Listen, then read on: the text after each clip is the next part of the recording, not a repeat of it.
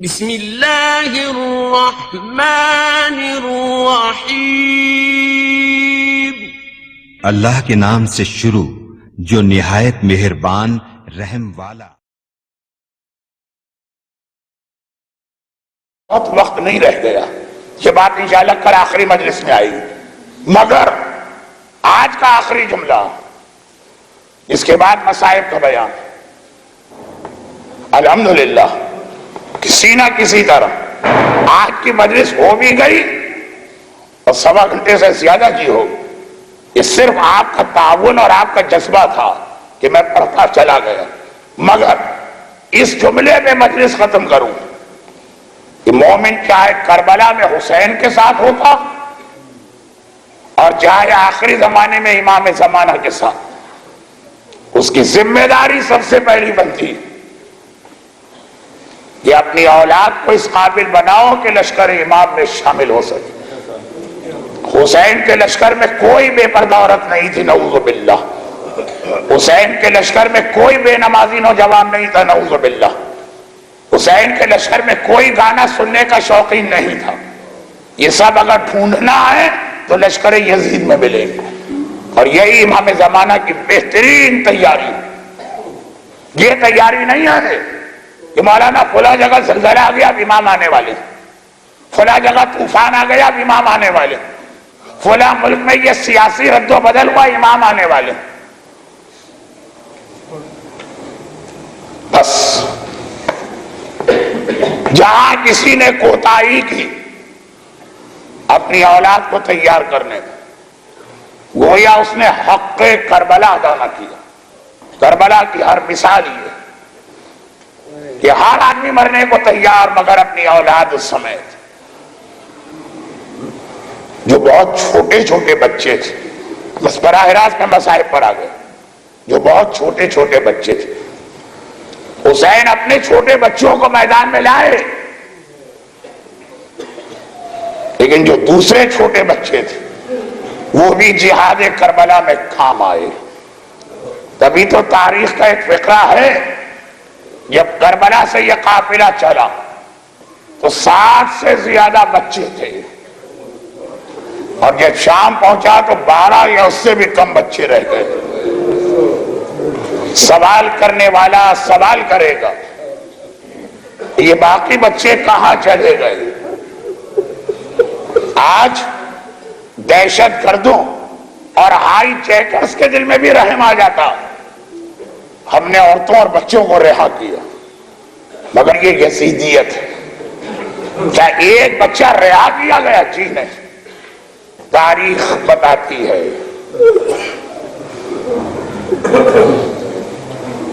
دو جملے ہیں، ایک آج آ رہا ہے، ایک کل اگر ہمت ہوئی خولی کا واقعہ پڑھنے کی تو کل آئے۔ جب زینب کبریٰ شام میں داخل ہوئی تو تاریخ کہتی ہے کہ جن لوگوں نے کربلا میں زینب کو دیکھا تھا، خواتین، شام میں زینب میں 2 تبدیلیاں دیکھی۔ چہرہ بھی زخمی تھا اور سر بھی، سارے بال خون سے رنگین تھے۔ مولا کربلا سے شام تک زینب پر کیا ایسی مصیبت آ گئی کہ زینب کا سارا سر، زینب کا سارا چہرہ زخمی۔ ایک سوال کا جواب امام دے رہے ہیں، ایک سوال کا جواب خولیے ملعون نے دیا۔ آج آدھی روایت 11 محرم کو قافلہ چلا، محملیں نہیں ہیں، عماریاں نہیں ہیں، بیویوں کے دونوں بازو، دونوں ہاتھ گردن سے بندھے ہوئے اور گود میں بچے بٹھائے گئے، اور یہ عرب کے وحشی اور جنگلیوں دوڑتے ہیں، بچے ماں کی گود سے اچھل کے زمین پہ گرتے ہیں۔ سب سے پہلے گرنے والی کا نام تھا سکینہ۔ یہ جملہ میں بہت ہلکے طریقے سے پڑھ رہا ہوں، نہ مجھ میں پڑھنے کی ہمت ہے نہ آپ میں سننے کی، مگر بتانا بھی ہے بہت ہلکے انداز۔ جب زندان شام میں سکینہ کو دفن کیا گیا تو جملہ آتا ہے کہ سکینہ کو جلے ہوئے کرتے میں دفن کیا گیا۔ آگ کہاں سے پہنچی؟ شام غریبہ جب خیمے چلے، سکینہ سب سے آخر میں نکلی تھی، سکینہ کا کرتا جل گیا۔ مگر دوسرا جملہ کہ لہو بھرے ہوئے کرتے میں دفن کیا گیا، یہ سکینہ کا سارا کرتا خون سے کیسے بھر گیا؟ یہ ایسے کہ سب سے پہلا بچہ جو اونٹ سے راستے میں گرا وہ ننھی سکینہ تھا۔ کیونکہ باقی بچے تو پھر بھی ماؤں کی گود میں بٹھائے گئے، ہاتھ بندھے ہیں، مگر بندھے ہاتھوں سے بھی بچے کو ذرا سا سنبھالا جا سکتا۔ سکینہ کو اکیلے اونٹ پر بٹھایا گیا، یہ کسی بیوی کے ساتھ نہیں بیٹھے گی۔ قافلہ تھوڑی دور گیا، سکینہ گر پڑی۔ زینب کبریٰ جنگل سے اپنی بچی کو ڈھونڈ کے لائی، اور ڈھونڈ کے بھی کیا لائی؟ اپنی ماں فاطمہ کی گود میں بچی کو سوتا دیکھا۔ میں صرف اور صرف آپ کے جذبات کو دیکھ کے روایت کو بہت ہلکے انداز سے پڑھ رہا ہوں۔ سکینہ کو لے کے آ گئی، کہا شمر میں نے تجھ سے پہلے ہی کہا تھا بچی بہت چھوٹی، کبھی بغیر محمل و عماری کے اونٹ پر نہیں بیٹھی، یہ گر جائے گی، تو نے دیکھا نا کہ گر گئی، اب تو کسی بیوی کے گود میں بیٹھنے دے۔ شمر کہتا ہے نہیں، ہم اس کو کسی کے ساتھ نہیں بٹھائیں گے۔ زینب نے کہا کہ بچی پھر گر جائے گی۔ شمر کہتا ہے اب نہیں گرے گی، ہم نے انتظام کر لیا۔ شمر کے انتظامات بھی بڑے عجیب ہوتے ہیں۔ اگر عمر سعد سے کہا کہ اصغر کا لاشا میں ڈھونڈ کے لاتا ہوں،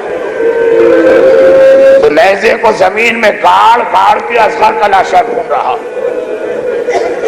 ایک جگہ حسین کا کٹا سر نیزے پہ رک گیا، آگے نہیں بڑھ رہا، سارے سپاہی کوشش کر کے ناکام ہو گئے۔ شمر نے کہا حسین کے سر کو میں آگے بڑھا دوں، ادھر نہیں گیا، کوڑا لے کے آقا سجاد کے قریب آیا، اور اس طرح سے کوڑا آقا سجاد کے بدن پہ مارا۔ سجاد جب تک کہ تیرا بابا آگے نہیں بڑھے گا مسلسل کوڑے کھاتا رہے گا۔ شمر کہتا ہے میں نے انتظام کر لیا، نہ محمل میں بٹھاؤں گا، نہ عماری میں بٹھاؤں گا، نہ کسی بیوی کے گود میں بٹھاؤں گا، لیکن اب نہیں گرے گی۔ انتظام کیا، کیا انتظام کیا؟ ریاض القدس رسی کا ایک ٹکڑا لے کے آتا، ننھی سکینہ کو اونٹ کی پیٹھ پہ الٹا لیٹاتا، ایک بار رسی کی مدد سے ننھی بچی کا جسم باندھتا۔ زینب اب یہ بچی نہیں گرے گی، بابا کے نرم سینے پہ سونے والی اونٹ کی سخت پیٹھ پہ لیٹی اور رسی سے باندھی گئی۔ کوفے کے دروازے پہ جب یہ قافلہ رکا، رسی کھلی، زینب نے دیکھا سکینہ کا سارا کرتا خون میں بھرا، سکینہ کا سارا جسم زخمی ہے، سکینہ کا خون اونٹ کی پیٹھ پہ نظر آ رہا ہے۔ علی کی بیٹی ایک اشارہ کرے قیامت ابھی آ جائے گی، مگر حکم خدا سے مجبور۔ کہا تو اتنا کہا عباس آگے دیکھ، تو نہ رہا تو تیری بھتیجی پہ کیا گزر رہی ہے۔ یہ پہلا بچہ تھا جو اونٹ سے گرا، مگر چونکہ شمر کو سکینہ کو یزید تک صحیح سالم لے جانا تو رسی سے باندھ کے لے گیا، مگر لے گئے۔ باقی بچے اونٹ چل رہے ہیں، بچے ماں کی گود سے اچھل کے گر رہے ہیں، مائیں فریاد کر رہی ہیں واجدہ، ارے میرا لال، ارے میری بیٹی۔ ہمارے ساتھ کہتا ہی نہیں، بچوں پر سے اونٹوں کو دوڑا دو۔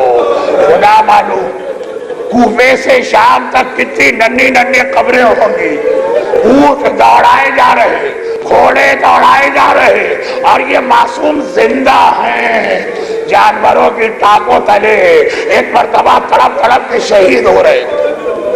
آخر وہ منزل آ گئی۔ اس زینب نے دیکھا یہ ظالم فریاد نہیں سنتا، اب جو ایک مرتبہ بچہ گرا، ایک بار نہیں اب جتنی مرتبہ بچہ گرا، زینب نے قافلہ روکنے کے لیے اپنے آپ کو چلتے اونٹ سے گرا دیا۔ زینب گری، عمر سعد کو اب قافلہ روکنا پڑا، زینب کو تو لے کے جانا ہے شام تک، مگر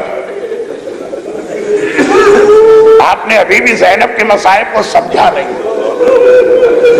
راستے میں اب کتنے بچے گر رہے ہیں, انہیں بچانے کے لیے زینب چلتے اونٹ سے اپنے آپ کو گرا رہی ہے.